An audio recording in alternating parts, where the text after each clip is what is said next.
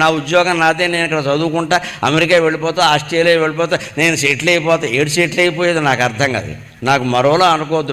మనిషి అన్నవాడు సెటిల్ అవ్వడం శ్మశానంలోనే జరుగుతుంది, ఇంకెక్కడా జరగదు. శ్మశానానికి వెళ్ళే వరకు ఎవడు సెటిల్ అవ్వడు. సెటిల్మెంట్ అనేది మర్చిపోండి. అసలు జీవితంలో సెటిల్ అవ్వడం అర్థం లేని విషయం అండి.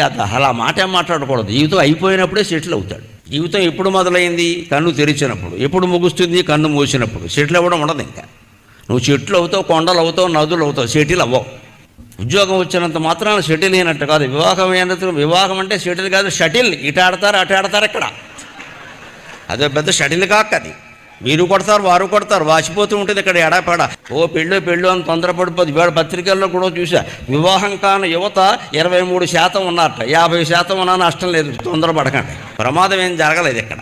140 కోట్లు ఉన్నారు జనాభా. ఇప్పుడు మనం వివాహం చేసుకుని కనకపోతే ఏం ఇబ్బంది ఏం లేదు ఇక్కడ. అదో పెద్ద సమస్య ఏం కాదండి నిజానికి. ఇప్పుడు షెట్లు అయ్యాక షట్లే వరుసపెట్టి వారు కొట్టి వీరు కొట్టిన ఇక్కడ. అంతకంటే ఏం లేదు. అంతకంటే మనశ్శాంతి కూడా పోతుంది, ఏం లేదు అక్కడ.